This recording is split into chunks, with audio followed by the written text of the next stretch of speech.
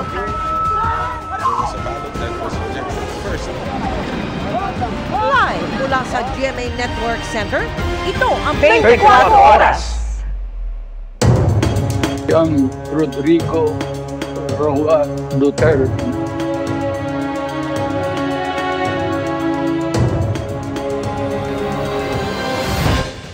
Magandang gabi po, Luzon, Visayas at Mindanao.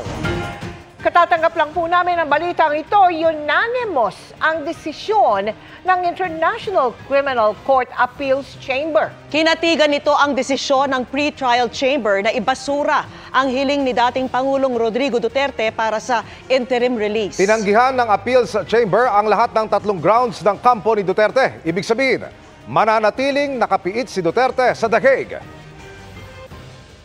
The appeals chamber finds that the defense has failed to show that the pre-trial chamber erred in its assessment. For these reasons, the third ground of appeal is rejected. Finally, the appeals chamber notes that the pre-trial chamber reached its conclusions in relation to the risks enumerated in Article 58(1)(b) of the statute, on the basis of a comprehensive assessment of the information before it. In the present case, having rejected the three grounds of appeal presented by the defense in the appeal brief, the appeals chambers unanimously confirms the impugned decision.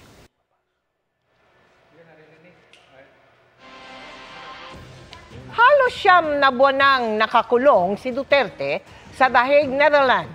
Para po yan sa reklamong crimes against humanity, kaugnay sa extrajudicial killings sa madugong drug war ng kanyang administrasyon. Pinili ni Duterte na huwag dumalo sa pagbaba ng desisyon. At kaugnay ng pagkatig ng ICC Appeals Chamber sa naunang desisyon para ibasura ang apilang interim release o pansamantalang paglaya ni dating Pangulong Rodrigo Duterte. Makakausap po natin si GMA News stringer Sofia Balod Lorenzo. Tumutok siya mula mismo sa media room ng korte sa The Hague, Netherlands. Magandang umaga sa iyo dyan, Sofia. Hello Mel, kamusta? Nandito nga tayo sa The Hague, sa International Criminal Court sa The Hague, kung saan kakatapos lang noong nangyaring hearing sa pagdetermina kung mabibigyan ba ng apila, ilang interim release itong si dating Pangulong Rodrigo Duterte. At sa three grounds nga na sinabi ng pre-trial chamber court, gayon din sa sinabi ng depensa, lahat ito ay rejected.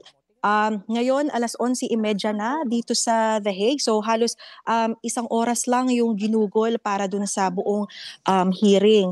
At gaya nga nung mga natunghayan natin mismo during the hearing, no, kumbaga yung mga tao doon talagang pigil hininga na nag-aabang nung kanilang mga resulta. At habang nga na isa-isa na sinasabi na rejected yung mga grounds, makikita rin natin na kumbaga yung lugmok din ng mukha ng legal defense counsel ni dating Pangulong Duterte na medyo lugmok na nga. So at nung sinabi na yung pangatlong ground pare-parehong rejected, doon na nagsimula rin na maging emosyonal yung mga kasama nating mga publiko at mga NGO dun sa loob ng courtroom, at yung iba pa nga napaiyak, at yung iba pa talagang nagbunyi din at masayang lumabas ng courtroom, lalo na yung mga sahanay naman ng mga biktima.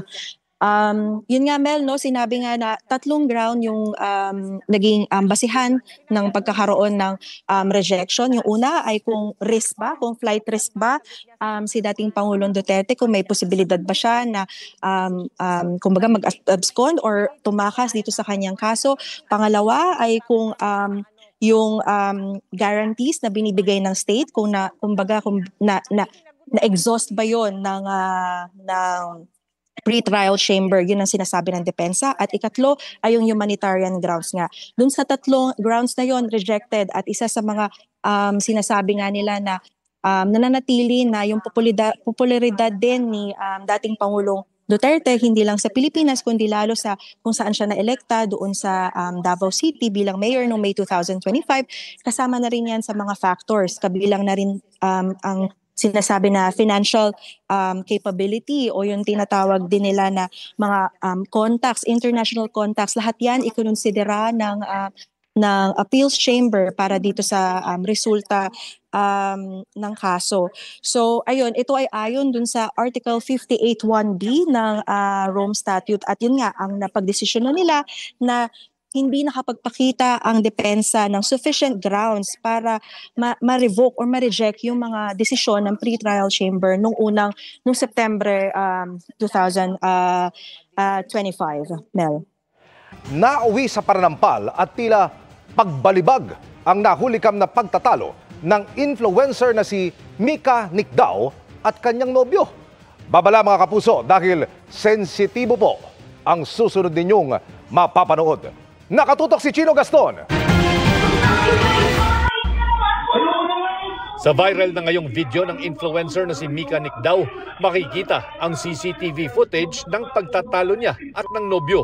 Humarang sa pinto si Mika pero bigla siya nitong hinila at saka sinampal.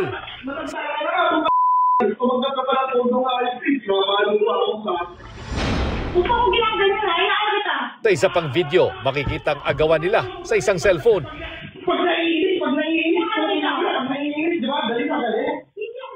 Nauwi yan sa tila pagbalibag ng kanyang boyfriend para lang maagaw ang cellphone. Napahagulgol na lang sa pag-iyak si Mika habang nakasalampak sa sahig. Ipinost ang video noong November 25. Ayon kay Mika, isang araw lang ito matapos nilang ipagdiwang ang kanilang anniversary. Chat siya sa Messenger. Meron ako nakita na girl, bakit siya ang nasa number 1 sa Messenger. Ang dami niya muna sinabi. Alam ko na pagka parang feeling ko may mali yung kilos niya, iba na. So sabi ko sa kanya, bakit aalis ka? Saan ka pupunta? Bigla na siyang aggressive. Nasaktan niya na talaga ako. Sabi ko sa'yo na, doon na naisip ko na, talaga kaya niya pala talagang gawin. Bago nito, may mga tangka na umanong pananakit ang nobyo ayon kay Mika, pero hindi itinutuloy ng lalaki.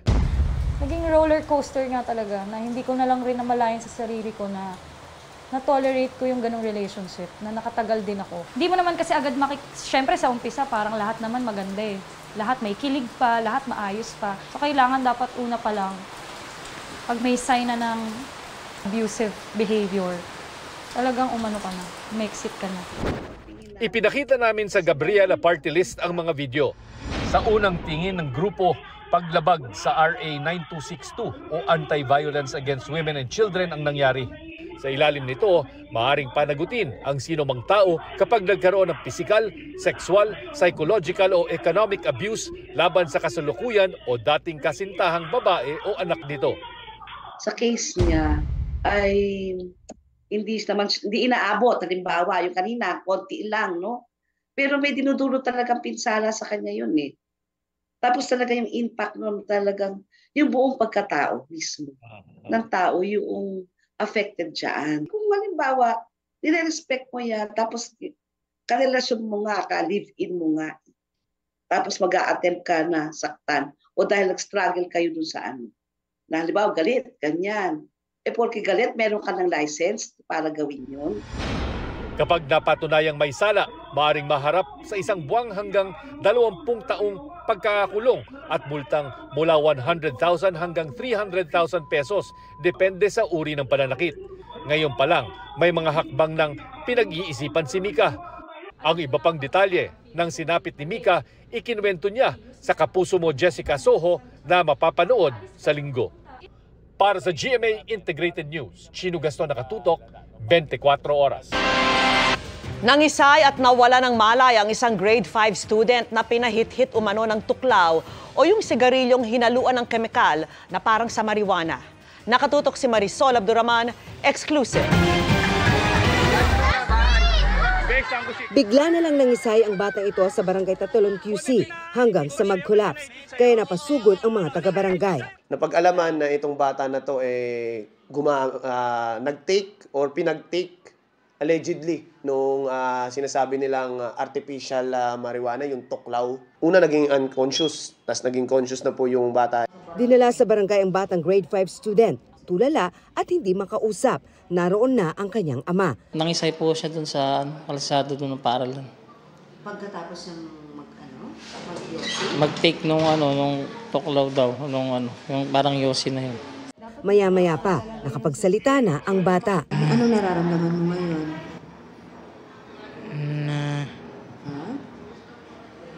Nahuhulog.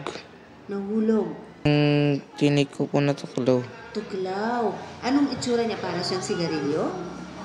Bali, hinit-hit mo siya. Opo. Ilang beses kang humit-hit nun? 2.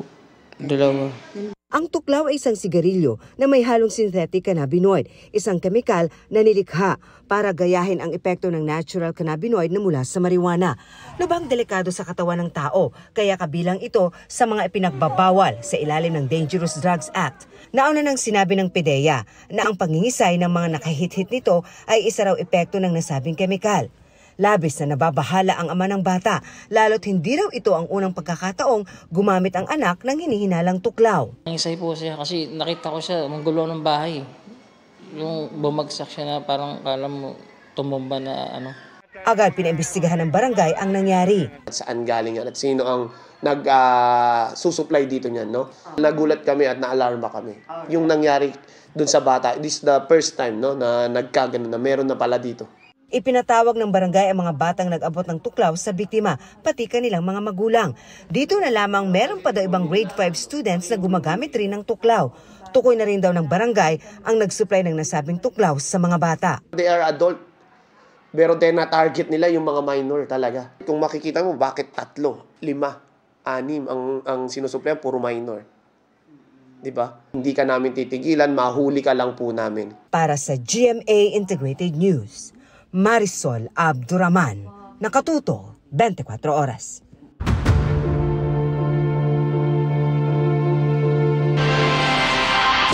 Sa unang pagkakataon, may nagsauli ng pera kaugnay ng flood control scandal. Mahigit 100 milyong piso ang ibinalik sa gobyerno ni dating DPWH Bulacan District Engineer Henry Alcantara. Pero wala pa yan sa kalahati ng umano'y nakubra niya ayon sa Justice Department. Nakatutok si Jonathan Andal. Ang bulto-bultong tigi 1,000 pisong ito ang unang perang isinauli sa gobyerno 4 na buwan matapos pumutok ang flood control scandal. Ang kabuuan 110 million pesos.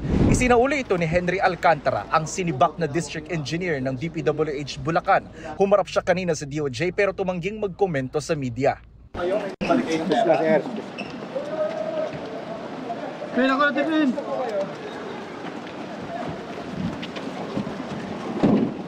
Maayos naman po siya, in high spirits kasi nga excited din siya na ibalik talaga itong perang to kasi nga parang sabi niya ito na lang ang matutulong niya para sa bayan.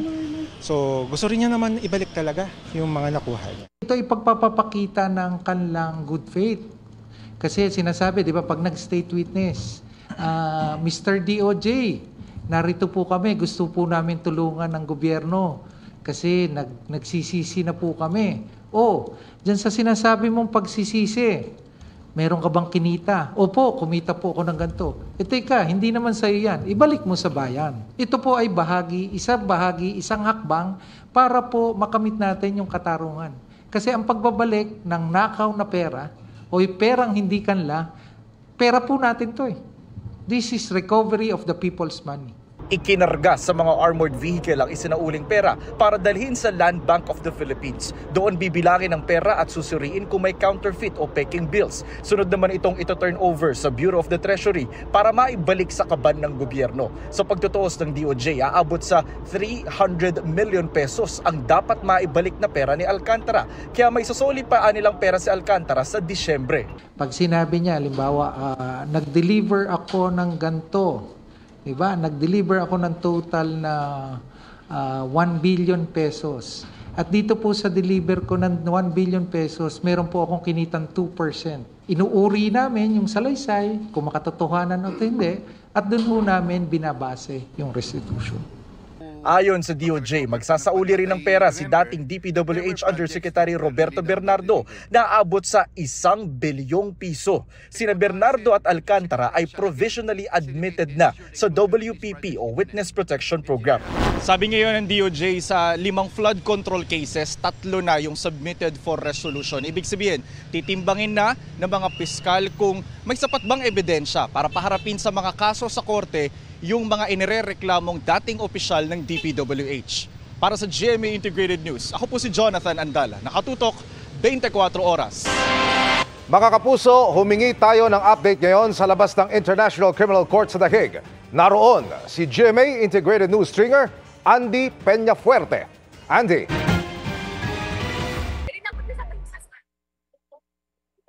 Magandang gabi sa Pilipinas, Emil, at 11:49 AM na dito sa tapat ng ICC dito sa The Hague at nag-iyakan yung mga taga-suporta ng dating Pangulo nung marinig nila na rejected yung 3 appeals ng defense camp at anila sumisigaw sila ng hustisya dahil nga raw hindi raw makatarungan na i-reject ng appeals chamber yung apela ng dating Pangulo. Andy, ilarawan mo sa amin ano ang sitwasyon dyan sa labas ng ICC. Marami ba tayong mga kababayang taga-suporta ng dating Pangulo, pati ng mga kontra sa kanya? Emil, sa ngayon, hindi ko masyado marinig yung tanong mo, pero yung dito sa labas ng ICC, mangilan-ngilan yung mga taga-suporta na dumating. Hindi siya ganong karami tulad nung Marso, nung dumating dito sa ICC ang dating Pangulo, dito sa The Hague ang dating Pangulo. At mayroong mga taga-Netherlands, Belgium, at iba pang kalapit na bansa sa Europa na mga dumalo dito. Meron din mga nanggaling daw sa Canada at sa Amerika. Kanina, bago magsimula yung judgment, 10:30 sinimulan ng mga taga-suporta ng isang dasal dito sa tapat ng ICC. Sabay sabi na nilalambas umano sila dahil sa kanilang pagsuporta sa dating Pangulo. At kabilang din sa mga pumunta o mga narito na nag-abang sa labas ng ICC si dating presidential spokesperson Harry Roque. At nagbibigay siya ng mga update dun sa mga taga-suporta ng dating Pangulo. Bukod kay dating presidential spokesperson Harry Roque, Andy, sinong kaanak ng mga Duterte ang namataan mong nariyan ngayon? Nandyan din daw kasi yung apo ng dating Pangulo na si Representative Omar Duterte.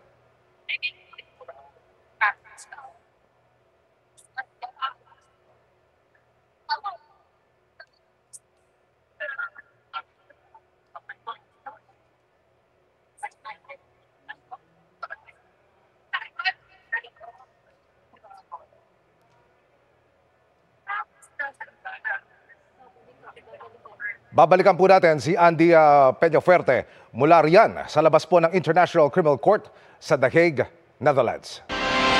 Sa ibang balita, ginalugad ng mga pulis at ahente ng NBI ang isang hotel para lang maisilbi ang arrest warrant sa 3 opisyal ng SunWest Incorporated na pinaniniwala ang nagtago roon. Kaugnay po yan ng umunoy substandard na proyekto kontra baha ng kumpanya sa Oriental Mindoro.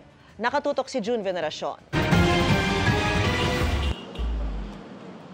Mahigit 100 pulis at NBI agents ang pumalibot sa 10 palapag na hotel na ito sa Pasay City. Ang kanilang misyon, isilbi ang warrant of arrest laban kina Consuelo Daito Aldon, Anthony Lingo at Noel Yapcao. Mga opisyal sila ng SunWest Incorporated na kasama sa mga dawit sa umano'y substandard na 289 million peso road dike project sa Nauhan, Oriental Mindoro. We received an information yesterday wherein itong hotel is one of their subsidiary owner, ang SunWest. And based doon sa information is dito itinago, dito nagtago. Ang sabi is it's either nasa kitchen or nasa housekeeping. Matapos makipag-ugnayan sa hotel management ay napasok na ng PNP at NBI ang hotel. Sinuyod nila ang bawat sulok ng hotel at pinasok ang mga kwarto mula baba hanggang taas.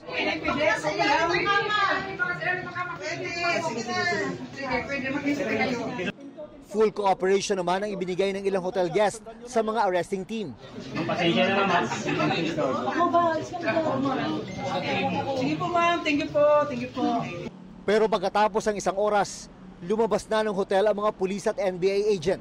We have searched room by rooms, floor by floors, and unfortunately wala tayong nakita. But again, hindi dito nagtatapos yung ating paghahanap. Sa 16 na inisyuhan ng warrant of arrest sa Sandigan Bayan, 7 pa ang pinaghahanap, kabilang si dating Congressman Zaldico na matagal nang nasa labas ng Pilipinas. They have the resources. Pwede silang magpalipat-lipat. Kagaya ngayon, baka lumipat na naman sila sa ibang properties nila. Para sa PNP, wala na mas magandang gawin ng mga pinaghahanap na akusado kundi ang sumuko. Dahil darating din ang araw na mahuhuli din sila. Para sa GMA Integrated News, June Veneracion, nakatutok, 24 oras. Kaugnay ng desisyon ng ICC Appeals Chamber, sinabi ng pamilya Duterte sa isang pahayag na tinatanggap nila ang desisyon, patuloy raw silang makikipagtulungan sa defense team, patuloy rin daw nilang susuportahan ang dating Pangulo. Hindi sinanto ng isang lalaki ang lalagyan ng donasyong pera sa isang simbahan sa Albay. Mahigit 3,000 piso ang kanyang tinangay. Nahuli kamyan at nakatutok si Rafi Tima. Kuha ito sa loob ng St. John the Baptist Parish Church sa Kamalig, Albay. Makikita ang isang lalaki nakatayo sa tapat ng krus at nagmamasid-masid sa paligid. Maya-maya, mapapansing may tila may binubutingting siya sa donation box ng simbahan. Tinangay na pala niya ang laman nitong pera. Ayon sa kura paroko ng simbahan, mahigit 3,000 pisong donasyon ang nakulimbat ng suspect. Nakuhaan din ng CCTV ang paglabas niya sa simbahan at pagtakas na parabang walang nangyari. Nai-report na sa pulisya ang insidente. Nagpapatuloy ang investigasyon sa pagkakakilanlan ng suspect. Para sa GMA Integrated News, Rafi Tima, nakatutok, 24 oras.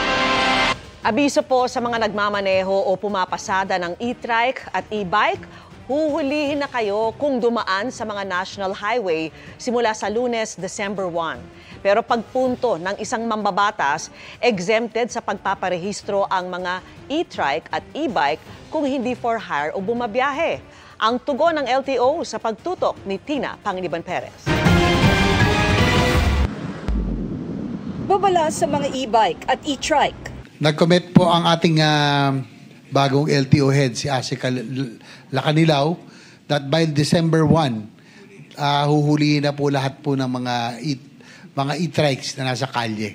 Yung December 1 nating hulihan ay sa national highway, yung mga main highway. Pero yung mga nasa secondary road, kung ang inyong EV ay tumakbo kayo sa secondary road, i-inform kayo. Hindi kagaya ng hulihan sa national highway, i-inform kayo na bawal na yan. Pero sabi ni Bicol Saro Party List Representative Terry Ridon na miyembro ng House Committee on Transportation, ang nakasaad sa batas na dapat iparehistro sa Transportation Department, mga ahensya nito at mga lokal na pamahalaan ay mga for hire o namamasadang light electric vehicle o LEV. Pareho ito sa requirement sa ibang pampublikong sasakyan tulad ng tricycle.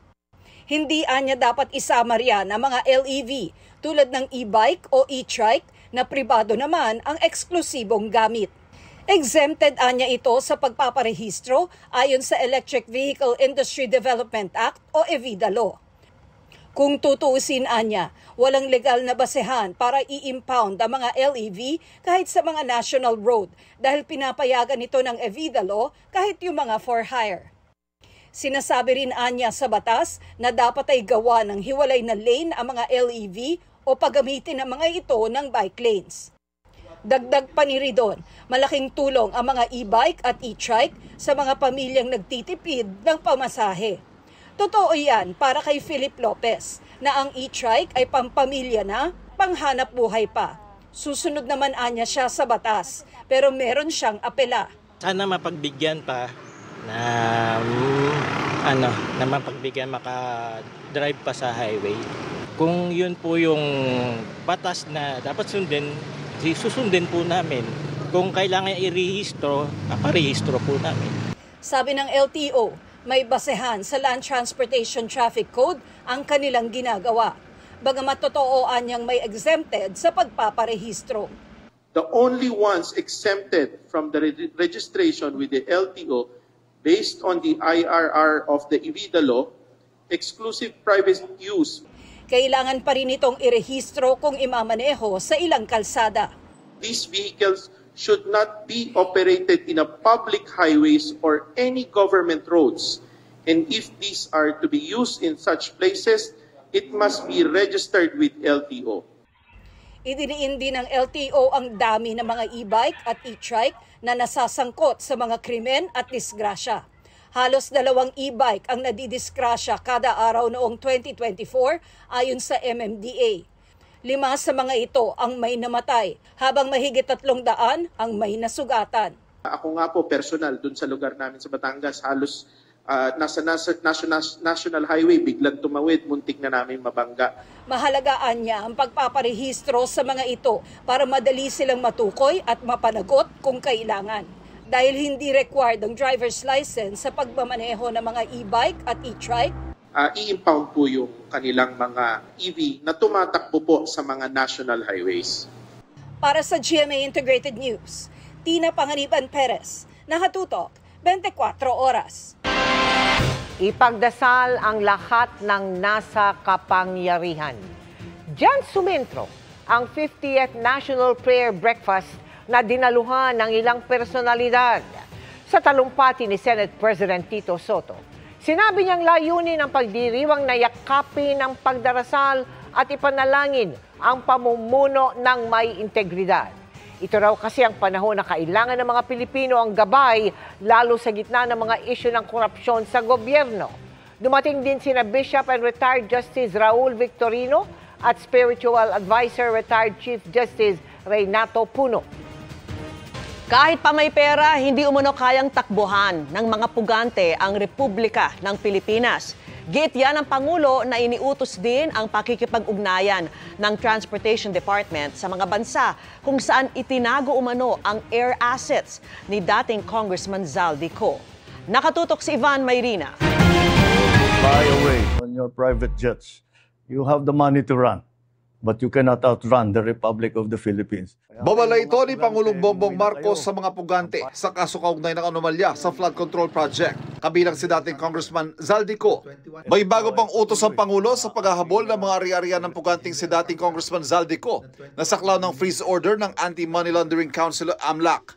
Inatasan ko ang DOTR at saka yung CAAP na makipag-ugnayan sa mga kaibigan natin sa Malaysia at saka sa Singapore.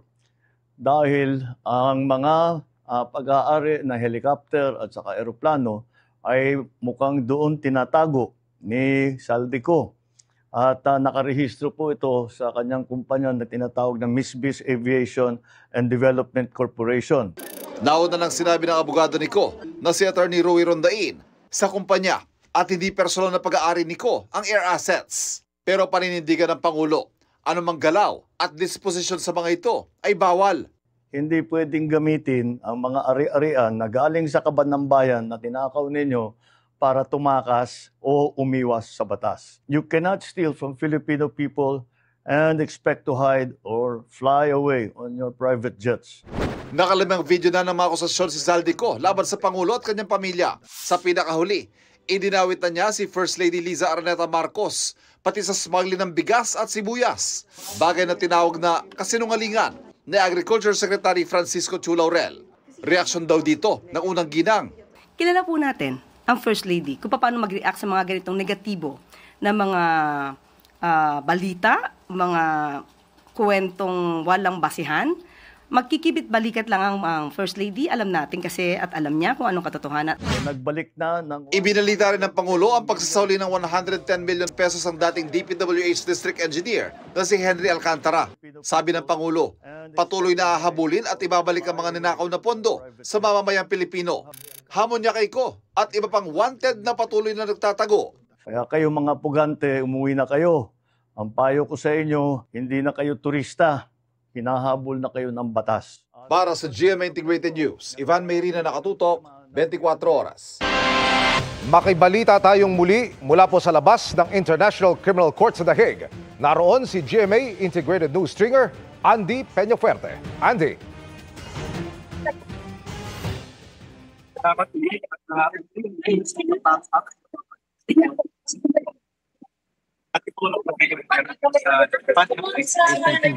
And bumaba na naman yung temperature, 11 degrees na. Kanina umuulan pero ngayon medyo clear na yung weather dito.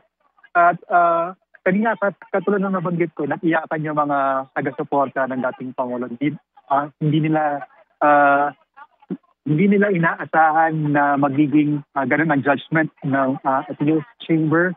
At ang sigaw nila ay justice raw dahil nga sinasabi nila na 8 years old na raw ang dating Pangulo at dapat daw pinakinggan ng appeals chamber yung pangatlong appeal ng defense team tungkol dun sa kalusugan ng dating Pangulo. Andy, ang balita namin dito sa Pilipinas, nariyan din ang apo ng Pangulo na si Representative Omar Duterte. Mayroon ba siyang naging mensahe sa mga taga-suporta ng kanilang pamilya? Tama ka dyan, Emil. Kanina nakita natin yung si Congressman Omar Duterte. Pagkatapos ng decision or ng judgment ng appeals chamber ay pumunta dito sa may tapat ng ICC si Congressman Omar Duterte at kinausap niya yung mga taga-suporta. Katulad ng binanggit kanina ni Attorney Roque, ikinalulong din daw ni Congressman Omar Duterte yung naging desisyon ng appeals chamber. Sabay sabi na sa kabila nito ang susunod daw nilang hakbang ay suportahan pa rin daw ang defense team, si Attorney Kaufman, dahil naniniwala raw sila sa kakayahan ni Attorney Kaufman. Andy, sa video na ipinadala mo dito sa Pilipinas, nakita namin yung mga taga-suporta ng dating Pangulo, nag-iyakan. Pwede mo bang ikwento sa amin ng maiksi lamang? Ano yung nangyari mula kanina hanggang sa mga sandaling ito? So, habang nakaantabay yung mga taga-suporta, nakikinig sila doon sa live stream ng ICC doon sa judgment. So, habang binabanggit yung mga rejection sa tatlong P, ay talagang yung mga taga-suporta, nagtitinginan sila at kinakausap nila yung mga isa't isa dito. Sinasabi na bakit naman daw ganun, ba't ganun daw yung naging decision. Hindi sila makapaniwala dahil nga ang lagi nilang binabanggit dito ay 8 years old na raw yung dating Pangulo, si dating Pangulong Duterte, at kailangan daw sana raw na pinakinggan ng appeals chamber yung apela ng defense team dahil nga raw sa mahinang kalusugan ng dating Pangulo. Yung iba dito may mga dalang watawat ng Pilipinas at talagang humihiyaw dito sa may tapat ng ICC. Yung iba na mga taga-suporta ay talagang niyakap pa yung standee ng dating Pangulo. Sabay sabi na sana raw ay mapayagan daw mapalabas o mapayagan daw na makauwi ng Pilipinas sa dating Pangulo. Mula po riyan sa labas ng International Criminal Court, maraming salamat, Andy Peñafuerte, live mula dyan sa The Hague. Bawal na nga, peligroso pa ang viral na pagmamaneho ng isang menor de edad sa pakurmang daan na hindi naka-seatbelt. Ang may-ari ng sasakyan, pinagpapaliwanag na ng LTO. Nakatutok si Marisol Abduraman. Sa viral na ngayong video, marami ang nabahala na makita ang menor de edad na nagmamaneho ng kotse sa isang kalsada. Hello mga guys, ito pala ang natin, dinidrive natin, matik pala ito. Yan. Wala nang ang suot na damit pang itaas, wala pang seatbelt ang bata habang nagdadrive sa pakurbang daan. Paahon tayo ngayon, paahon. Tila hindi rin niya alintana ang mga nakakasalubong niyang sasakyan sa kalsada. Ang video na ipinost noong linggo ay may mahigit 6.7 million views na ngayon na nakarating na rin sa Land Transportation Office. Ayon sa LTO, sa Mindanao kinuna ng video at tukoy na nila ang nakarehistrong may-ari ng sasakyan. Nag-show cause order na po tayo doon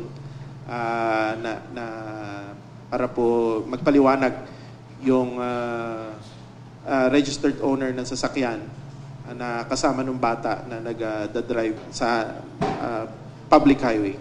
Sa ngayon, wala pang detalye ang ahensya kung sino ang kasama ng bata at pumayag na magmaneho siya ng sasakyan. Base po dun sa video yung nakasama ng bata, relative niya. Malamang po yung magulang. Sinusubukan naming makuhang pahayag ng mga magulang ng naturang minor de edad pero wala pa silang tugon. Ilang ulit nang nagbabala ang LTO kaugnay sa mga minor de edad na nagmamaneho ng sasakyan. Kabilang sa mga posibleng paglabag ng may-ari ng sasakyang pumayag sa pagmamaneho ng bata ay reckless driving. Ipinagbabawal din ang hindi pagsusuot ng seatbelt. Dati na rin ipinaalala ng LTO ang RA 11229 o Child Safety in Motor Vehicles Act kung saan kabilang sa ipinagbabawal ang pagpapaupo sa unahan ng mga sasakyan sa mga may edad 12 pababa. Maliban na lang kung siya ay may taas sa 150 centimeters. Kung uupo sa harap, kailangan ay tiyaking gagamit ng seatbelt ang bata. Para sa GMA Integrated News, Marisol Abduraman, nakatuto 24 oras. Sa mahal ng ilang pangunahing bilihin, magkano ba ang sapat na budget para makapaghanda sa Noche Buena? Para po sa kalihim ng Department of Trade and Industry, kasya na ang 500 piso pero inalmahan niya ng ilan. At nakatutok si Bernadette Reyes. May mga tumaas ang kilay sa sinabi ni Trade Secretary Cristina Roque na kasyang pang Noche Buena ang 500 piso para sa ham, macaroni salad at spaghetti. Yung buong handa, may spaghetti, may ham, may keso, 500. Hindi po kaya? Hindi kaya yun. Hindi mo ramdam, maliban kung lumabas ka ng bahay, makita mo yung mga Christmas light. May hindi man naniniwala, pinanindigan ni Roque na kasya ang 500 pesos pero depende raw syempre kung ilang tao ang magsasalo-salo. For 500 pesos, kasama yung Christmas ham, spaghetti, fruit salad, macaroni salad, and Pinoy pandesal na 10 pieces. That's when someone asked me that, kung kasya yung 500 pesos, I said yes, kasya yung 500 pesos for a family of 4 or less. Yung price naman ng Noche Buena, depende naman talaga yan sa sa kung ilan ang kakain. Naglabas ang DTI ng mga listahan ng Noche Buena packages kung saan hindi umabot ang halaga sa 500 piso. Hindi naman daw lahat gustong magdiwang ng Pasko ng sobrang bongga. All of those prices were taken from the Noche Buena price guide of DTI. Pwedeng diskartehan, definitely. And the prices are all in the price guide checked by the DTI. So I don't know what they're making a big deal about it when it's really kasha. Pinagkomento ang palasyo sa 500 peso Noche Buena package. Depende yan kung anong bibilin mo. Ano ba ang balak mo? Kasi di ba may nabibili naman na nakapack na yung pang chop suey. Mura lang yun. Tapos bumili ka ng bihon, toyo.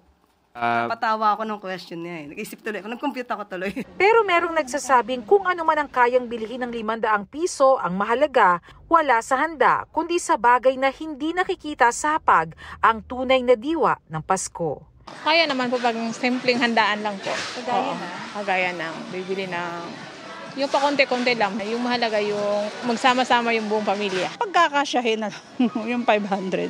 Yung Pasko, hindi naman sa pagkain Yung magsama-sama kayo. Yun lang importante. Para sa GMA Integrated News, Bernadette Reyes, nakatutok 24 oras. Good evening mga kapuso! Marami na ang na-LSS at napaindak sa latest self-produced single ni Julian San Jose na Simula. Pero di dyan nagtatapos ang Asia's Limitless star na gusto sanang mag-produce ng kanta soon sa sarili niyang recording studio. Makichika kay Athena Imperial.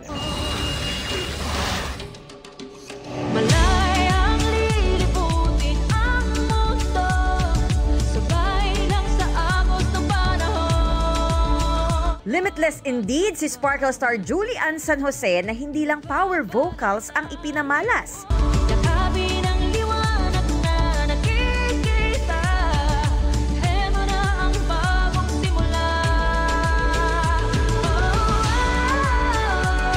Sa kanyang unang self-produced single na Simula. Suwabing moves at swag din kasi ang ipinakita ni Julie sa dance break ng kanta. May mga kumasa na nga sa dance choreo sa TikTok. kabilang ang boyfriend niyang si Raver Cruz at kapatid na si Rojun. Kasama pa nila ang couple na sina Miguel Tan Felix at Isabel Ortega. Di rin nagpahuli ang Sparkle Campus Cuties at ang P-pop girl group ng Sparkle na Dolly Pop. Kwento ni Julie, during the height of the pandemic pa niya sinimulan ang pagbuo ng lyrics ng kanta. Naging matagal ang proseso, pero ang pinakamahirap sa pag-produce ng sariling song, right timing lang talaga ang kailangan. Yung process, parang talagang na-enjoy ko talaga siya. Like yung pagsulat ng melody, pagsulat ng lyrics, talking to the right people who can, arrange yung mga elements for me. Ngayong papalapit ang Pasko, isa sa Christmas wishes ni Julian, mabigyan pa ng inspirasyon at karunungan sa pagsusulat ng mga kanta na aniya comes in waves. It comes in waves. Parang minsan darating na lang siya sa isang parang timing na an odd timing, for example, like kunwari, naliligo ako, may naisip akong tono, may naisip akong lyrics, talagang nire-record ko siya agad or sinusulat ko siya agad. Therapeutic siya para sa akin. I just love journaling and writing. Nasa bucket list din ni Julie ang pagkakaroon ng sariling recording studio. At bukod sa music, sisimula na rin daw ni Julie na tahakin ang isa sa kanyang mga pangarap, ang teatro. Fun fact, I got a call slip that time nung Miss Saigon. I think same time yun nung ginawa ni Ate Shin, ni Ate Rachel Ann yung Miss Saigon. Pero during the audition day, as in sobrang nagkasakit talaga ako. If ever given a chance, of course I would love to. Athena Imperial updated sa Showbiz Happenings. Tindahan ng CCTV at electronics equipment ang pronta.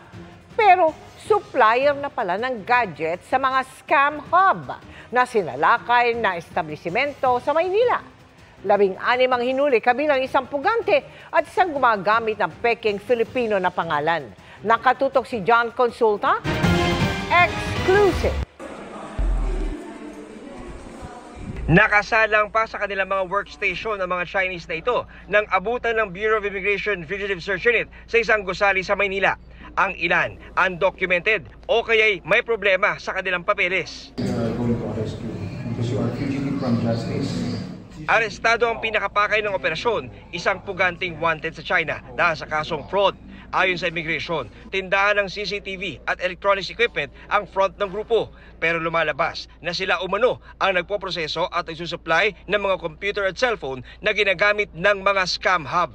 Inabutan pa sa lugar ang sangkaterbang mga computer at cellphone, kabilang ang ilang nire-repair pa. Nagsusupply ng mga gadgets, iba't ibang gadgets, na ang pinagsususpetsahan po ng ating mga operatiba ay maaaring ginagamit doon sa mga scam hubs kung saan involved ang mga foreign nationals. Meron po siyang kaso sa China na embezzlement, so may mga niloko po siya, mukhang isa itong economic crime, at ang ginawa po niya ay parang siniphon ang pera na na-embezzle niya doon sa kanyang mga credit cards. Pero ang isang Chinese national biglang nagtaas ng boses nang tangkaing i-verify ng BI ang kanyang ipinisintang LTO license sa raiding team. Kasi tanong mo, kala mo illegal ako eh. Masyado talo ah. Diba? Ano wala namang problema, hindi naman ako yung pagtanong sa akin para illegal eh. Walang ginawa illegal. Check mo ako. Sa huli, inaresto ang lalaking ito na nagpakilalang Pilipino at nagpresenta pa ng isang LTO driver's license na gamit ang Filipino name. Ayon sa LTO, bagamat legit ang lisensyang may litrato pa ng Chinese, hindi totoo ang Filipino name na ginamit. Sa ngayon, na-trace na ng LTO kung saan nabigyan ng lisensya ang Chinese gamit ang peking Pilipinong pangalan. Agad akong nag-issue ng show cause order dun sa opisyal ng LTO, hepe ng LTO, kung saan kinuha yung license na yon. Napaka-importante nito kasi may national security concern tayo dito. Itong mga Chinese national na nakakapag-acquire ng Philippine license na Filipino name, kinukonceal nila yung identity nila. So, mananagot yung mga opisyal ng LTO na nagbigay ng lisensya dito. Wala pang pahayag ang mga Chinese na nakakulong ngayon sa BI Detention Facility sa Bicutan. Ayon sa BI, sasalang sa deportation procedures ang mga dayuhan na napatunayang mayroong immigration violations habang mananatili naman dito sa Pilipinas ang mga Chinese nationals na mayroong kakaharaping mga kaso. Para sa GMA Integrated News, John Consulta, nakatutok 24 oras. Pinaghahandaan na ng mga otoridad ang isa pang malawakang protesta kontra katiwalian sa Linggo, November 30. Bago pa man ang tinaguriang trillion peso march, may mga nangalampag na ngayong araw sa opisina ng Agriculture Department. At nakatutok live si Jamie Santos. Jamie! Vicky, kaninang umaga nagtipon ang mga magsasaka at progresibong grupo nga sa harap ng tanggapan ng Department of Agriculture sa Quezon City. Kasabay nito, abala na rin ang mga otoridad sa paghahanda sa malawakang kilos protesta sa November 30. Nagrally ngayong umaga sa harap ng Department of Agriculture ang grupo ng mga magsasaka at anak pawis. Giit nila, panahon ng managot ang mga umunoy kurakot sa gobyerno at nananawagan na pababain sa pwesto sina Pangulong Bongbong Marcos at Vice President Sara Duterte at magtatag ng isang transition council. Hinikayat din nila ang publiko na makiisa sa malawakang protesta sa November 30 sa Luneta. Naglabas ng pahayag ang University of the Philippines na nagpapanawagan para sa transparency, accountability at justice at iginiit ang suporta nila sa karapatang magpahayag at mapayapang pagtitipon. Tiniyak ni Defense Secretary Gilbert Eudoro na handa ang pamahalaan sa anumang banta sa November 30 rally. Lagi naman merong mga threats pero inaasahan natin maging matahimik.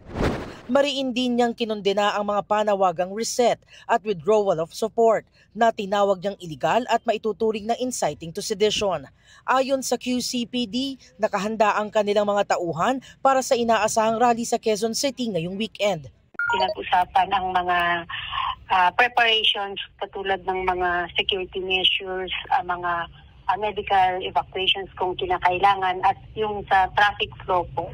Dito sa Maynila, nakapwesto na ang ilang concrete barriers sa Mendiola, kasama ang hanay ng steel barriers na pinalibutan ng barbed wires. Bago makarating sa Mendiola Peace Arc, may mga nakaharang ding container. Inabutan din namin ngayong hapon ang ilang PNP personnel habang inaayos ang kanilang CCTV units, kabilang ang pag-aayos ng kable at wires nito. Bilang dagdag ng seguridad, suspendido ang permit to carry firearms sa NCR mula November 29 hanggang December 1 dahil sa dami ng inaasahang pagtitipon sa Metro Manila. Vicky, ayon sa mga otoridad, mahigit 2,000 QCPD personnel ang nakadeploy nga sa rallying site para matiyak ang kapayapaan at kaayusan ng rally sa weekend. Dito naman sa Maynila, mahigit o humigit kumulang 12,000 MPD personnel ang nakadeploy sa rally. At yan ang latest mula rito sa Maynila. Balik sa iyo, Vicky. Maraming salamat sa iyo, Jamie Santos. Sa gitna ng mga hinaharap na isyu ng Pangulo, binilinan niya ang Armed Forces of the Philippines na huwag magpapadala sa ingay ng umano'y kasinungalingan. Binanggit niya yan nang pulungin niya ang ilang opisyal ng AFP. Nakatutok live si Ivan Mayrina. Ivan. Yes, Emil, nakasama ng Pangulo ngayong gabi dito sa Malacanang ang Council Sergeants Major ng Sandatahang Lakas. Ang bilin niya, huwag anya magpadala sa tinawag niya ang ingay ng kasinungalingan. In these challenging times, when uncertainty tries to cloud our vision, one truth remains clear. Our republic endures because those who protect it do not falter. Despite these waves of changes, your purpose remains unchanged: to uphold our Constitution, remain loyal to the Republic, and to protect all Filipino citizens. Sinabi yan ng Pangulo sa ikatlong taon na pag-host ng hapunan ng palasyo para sa mga Council Sergeants Major, mga senior enlisted personnel na tagapayo sa AFP Chief sa pagbuo ng mga polisiya sa kasundaluhan. Nagpasalamat ang Pangulo sa patuloy nilang katapatan sa serbisyo sa gitna ng mga kasalukuyang hamong kinakaharap ng bansa, kabilang ang geopolitical tension, ekonomiya, ang pagkalat ng fake news at ang tinawag niyang pagsubok sa pagkakaisa ng bansa. Kamakailan ay sunod-sunod ang mga paratang laban sa Pangulo at kanyang pamilya, tulad ng pagdawit sa Pangulo, sa katiwalian at maging alegasyon ng paggamit ng droga mula sa kapatid na si Senador Amy Marcos. Huwag tayong magpapadala sa ingay ng kasinungalingan. Sa gitna ng maling impormasyon na ginagamit bilang sandata para sa ating pagwatak-watak, tumindig tayo sa katotohanan. Inanunsyo ng Pangulo ang dagdag sa subsistence allowance sa mga sundalo sa 350 pesos kada araw mula sa 200 pesos. Bilang tugon, nangako naman ang kinatawan ng mga sundalo na mananatili silang tapat sa konstitusyon at sa chain of command. We assure you that our soldier remain highly professional, disciplined, solid, united in purpose. We reaffirm our pledge of unwavering allegiance to the flag, to the Constitution, and to the duly constituted authority, and that is you as our Commander-in-Chief, sir.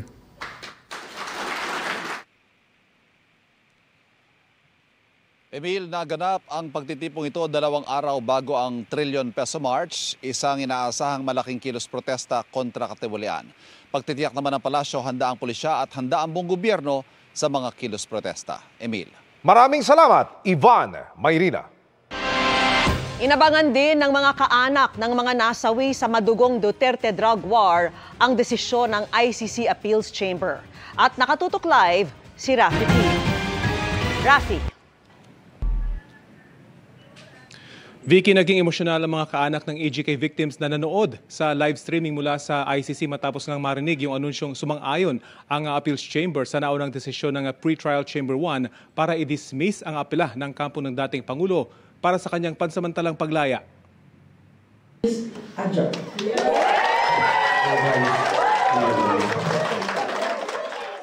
Bago ang anunsyo, matyagang hinintay ng mga kaanak ang livestream ng desisyon ng Appeals Chamber mula sa The Hague. Bagamat malaki raw ang kanilang paniwala na hindi pagbibigyan ng interim release ng dating Pangulo, naroon pa rin daw ang pangamba ng mga kaanak.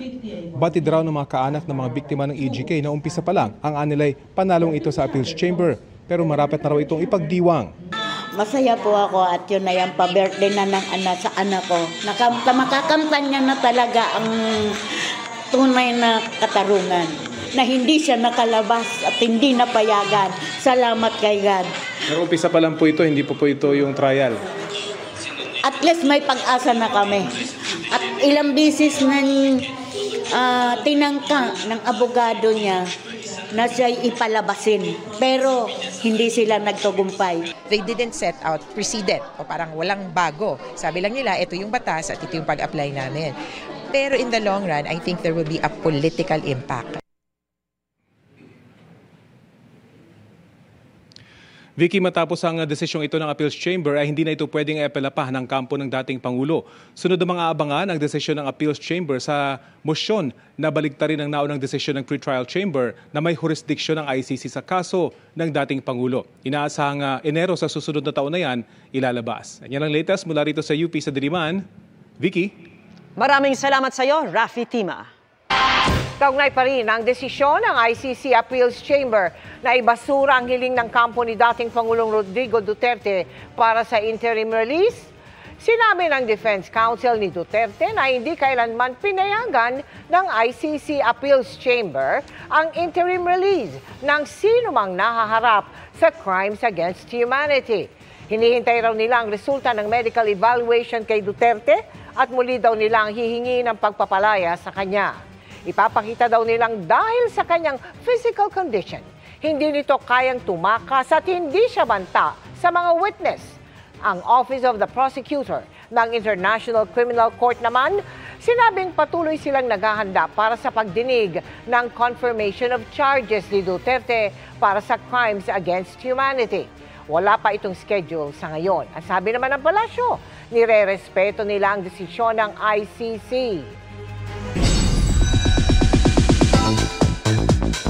Well-received ng mga mananood ang KMJS Gabi ng Lagim the Movie sa ikatlong araw ng napapanood sa mga sinehan.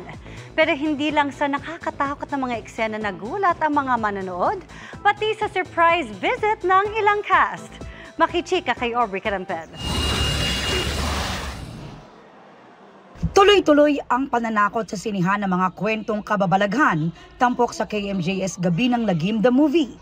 Ngayong araw, muling nag-ikot sa mga sinihan ang multi-awarded journalist and host ng KMJS na si Jessica Soho, kasama si Martin Del Rosario ng Sanib. Sa mall sa Maynila, binati nila ang mga bumibili ng tiket. Namigay rin sila ng movie poster. Si Ma'am Jess at Martin, game din sa pakikipag-selfie. Kasama si Martin Del Rosario para sa KMJS Gabi ng Lagim the Movie. Ako po si Jessica Soho. Ready guys? KMJS na yan!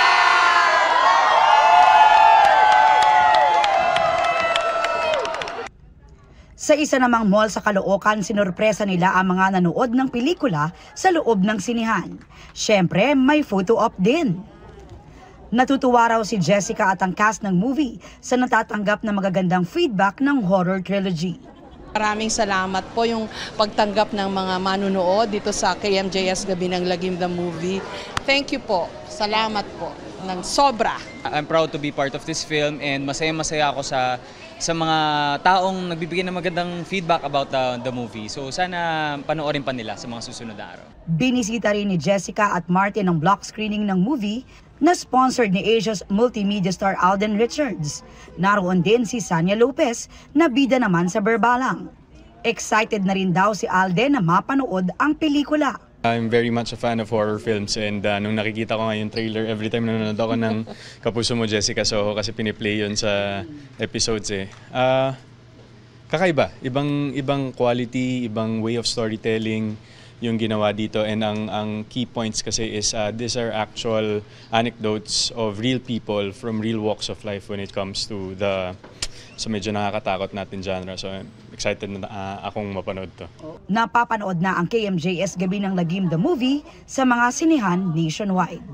Aubrey Carampel, updated to Showbiz Happenings. Hindi tinanggap ng International Criminal Court Appeals Chamber ang 3 grounds na inilatag ng kampo ni dating Pangulong Rodrigo Duterte para sa kanilang apela na interim release. Ang unanimous na desisyong ito, pinal na at hindi na maaari pang iapela. Himayin natin yan sa pagtutok ni Darlene Kai. In relation to the other 4 documents, 3 ang grounds na tinukoy ng defense team ni dating Pangulong Rodrigo Duterte sa pagkwestiyon sa pagbasura ng pre-trial chamber 1 sa hinihinging interim release ni Duterte. Sa unang ground, nagkamali raw ang pre-trial chamber sa ginamit nitong basihan para sabihin kapag pinalaya si Duterte, magiging banta ito sa investigasyon at sa mga testigo at pati na ang pagtakas nito. Dahil itinuring nitong sapat na basihan kahit posibilidad lamang at hindi katiyakan na mangyayari ito.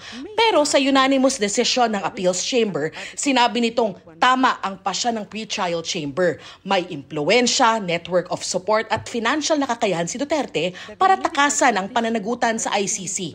The appeals chamber has indicated that the medical condition of a detained person may have an effect on the risks under Article 58(1)(b) of the statute and may be a reason for a pre-trial chamber to grant interim release with conditions. The appeals chamber considers that such a determination is necessarily case-specific. The defense has failed to show that the pretrial chamber's approach was unreasonable. For these reasons, having rejected the defense's argument under this ground of appeal, the first ground of appeal is rejected. Pangalawa, sabi ng defense, hindi raw dapat isinawalang bahala at sinabing hindi sapat ang garantiya ng host country na tatanggap kay Duterte. Ni hindi raw nito isinaalang-alang ang kakayahan ng host state na i-neutralize ang sinasabing panganib sa pagpapalaya kay Duterte. Pero sabi ng appeals chamber, hindi raw sapat ang mga dahilan ng defense team para bawasan ang sinasabing panganib sakaling bigyan ng interim release si Duterte na napatunayan ng kayang manakot ng mga biktima at testigo at impluensya ang investigasyon. When discussing potential release of the suspect to the host state, what matters are not conditions that may, in principle, be possible in case of a release to a state different to the one proposed by the defense. Rather, what is of consequence for the pretrial chamber's assessment are the conditions and warranties proffered in relation to a release to to the state party concerned. Sa ikatlong ground, sinabi ng depensa na hindi raw isinaalang-alang ng pre-trial chamber ang humanitarian conditions para sa pagpapalaya sa dating Pangulo gaya ng kanyang medical condition. Sabi ng appeals chamber, hindi raw naipakita ng depensa na unreasonable ang desisyon ng pre-trial chamber. The appeals chamber considers that the pre-trial chamber did not refuse to address the question of interim release on humanitarian grounds. Rather, it gave the reasons for which, in its view, the humanitarian grounds advanced by the defense were not sufficiently set out in the case at hand. Final na ang desisyon ng appeals chamber at hindi na maaari pang iapela. Para sa GMA Integrated News, Darlene Kai, Nakatutok, 24 oras. Goal ni Alden Richards ang ultimate fan experience sa kanyang anniversary concert. Kaya ngayon pa lang, hands-on na siya sa paghahanda nito. Kabilang sa dapat abangan ang performance ng isa niyang kaanak. Makichika kay Aubrey Carampel. Hands-on si Asia's multimedia star Alden Richards sa preparasyon para sa kanyang 15th anniversary sa showbiz. Isang fan meet ang inihahanda ni Alden. Ang ARXV Alden Richards Moving Forward, nagaganapin sa December 13 sa kanyang hometown sa Santa Rosa, Laguna Multipurpose Complex. Dahil very personal at espesyal ang selebrasyon, gusto raw niyang makapagbigay ng ultimate fan experience. Because this is very important to me since it's a milestone, since it's the 15th year anniversary. So I want all the details and the decisions made for this event is galing sa kaibuturan ng puso naming lahat. And of course, this is an event of gratitude, of appreciation, of highlighting the people that were part of my 15 years. Sa loob ng 15 taon, hindi huminto ang pag-akyat ng karera ni Alden. Marami na siyang nagawang TV shows, pelikula, at concerts. Kabi-kabila rin ang kanyang endorsements at marami na ring natanggap na awards. Pero ang highlight ng kanyang 15 years in the industry, the lives that I was able to touch. And yung kaya siguro ako na lagay dito sa sitwasyon na yun is, I think that's my mission, is to really give out, parang ano lang ako, vessel lang ako of all the blessings that's coming in the way, because alam ni Lord na at the end of the day, I'm gonna be able to share it to people who are in need.